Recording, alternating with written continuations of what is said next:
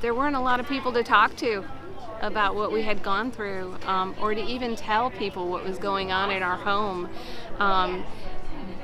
Mostly because of the shock on their faces and their lack of understanding, so you just didn't want to share what we were going through. The part that was so touching for me was the acceptance. There was no judgment. It was just openness, kindness, even love. I would say love. They loved him like we loved him.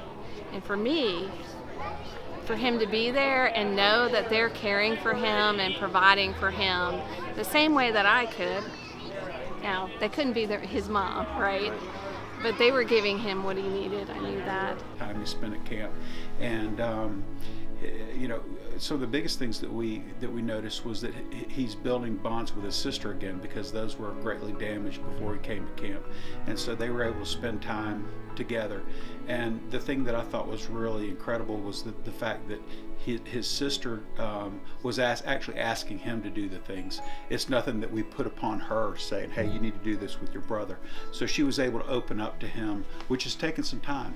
It's just unbelievable what these men do for our sons, and I call them Jesus in boots, because they want to see these boys be successful, to be able to come to know the Lord, but to also learn to control their emotions, control their lives, so that they can have the opportunity to be successful in life. We had tried different classrooms and teachers, different schools, and we were just going through the same problems over and over and over and putting a Band-Aid over a problem. Cole kind of bought into the program and decided that it was probably going to be a good fit for him, and it has been a lifesaver. It's the first home visit.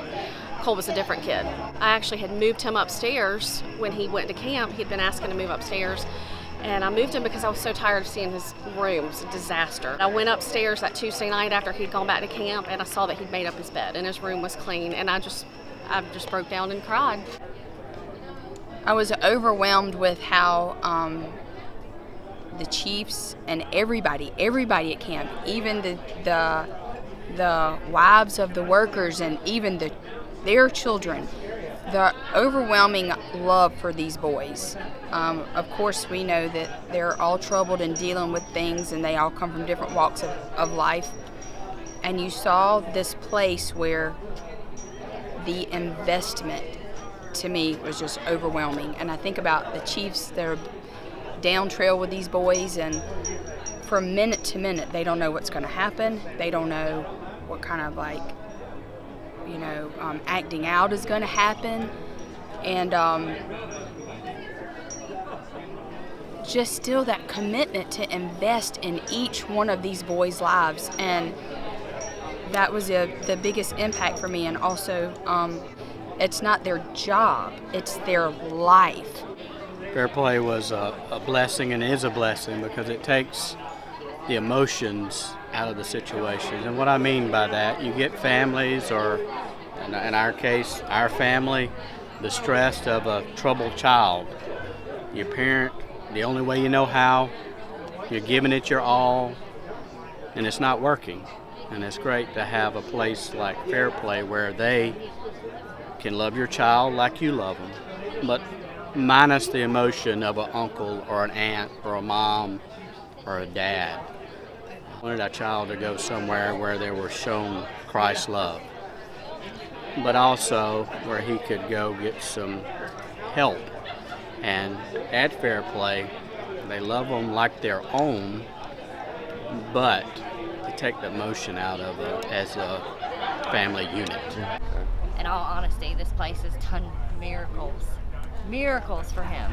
The loving is coming back. Like he's loving on me a lot more. It's easier to get him involved in the family activities. Yeah.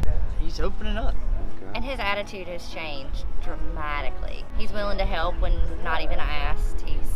He goes above and beyond now when he used to not. We love Fair Play.